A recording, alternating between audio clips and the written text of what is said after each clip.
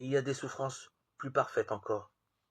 Elles ne sont plus infligées du dehors, elles naissent spontanément des profondeurs du don de science, qui faisant expérimenter aux âmes la folie d'une création envoûtée par le péché et fuyant devant l'amour qui la cherche, leur cause une douleur si intense qu'elle leur fait verser des larmes.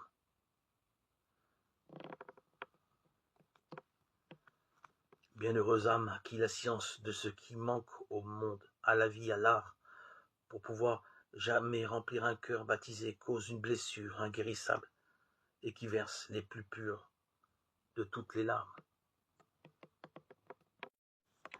Parfois, il est bon de s'arrêter et de prendre un peu de hauteur par rapport à des activités qui font partie de notre quotidien.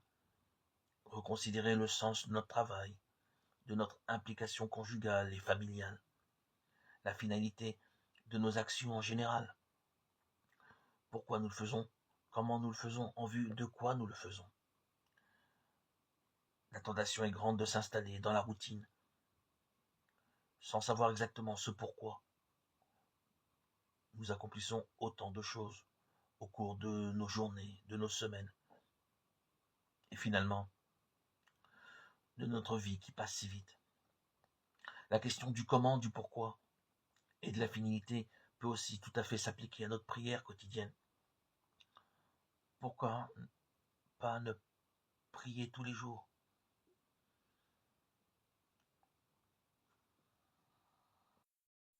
Seigneur, dans ma chambre, je tends les mains vers toi. Tu fais grandir ma foi. Écoutons les mots que tu nous dis. Décodons ton message. Quel que soit notre âge, ta parole nous guérit. Louons le Seigneur, chantons de tout notre cœur. Chantons-lui un chant nouveau. Notre monde en sera plus beau.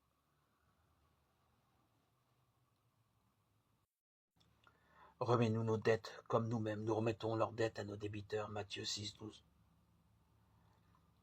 Jésus ici, dans cet évangile de Matthieu, nous parle de l'avenir grand ouvert par la miséricorde du Père. Espérer avec lui et grâce à lui. C'est croire que l'histoire n'est pas fermée sur nos erreurs, nos violences, nos injustices et sur le péché qui crucifie l'amour. Espérer, c'est puiser le pardon du Père, de son cœur ouvert. Il est vrai que nous n'aimons pas être enfermés dans l'image de ce que nous étions.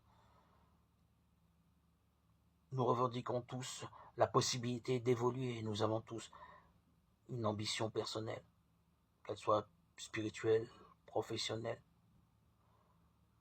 Pourtant, nous enfermons souvent nos prochains et nous-mêmes dans ce passé.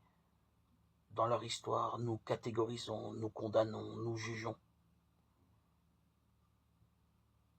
Pratiquons comme le Père la miséricorde dès aujourd'hui et tout ira mieux. Relisons notre vie à la lumière de la miséricorde afin d'être davantage miséricordieux avec notre prochain. Demandons pardon à nos frères et sœurs. Pardonnez et donnez sans limite comme le Seigneur a pardonné et donné sans limite. Convertissons nos cœurs pour recevoir cet amour miséricordieux, cet amour infini, invraisemblable, qui n'est pas de ce monde et qui est de Dieu et qui nous comble de joie, de plénitude et de bonheur qui n'appartient pas à ce monde. Cet amour qui n'est pas passionnel, qui n'est pas conditionnel, mais qui est gratuit, qui est de Dieu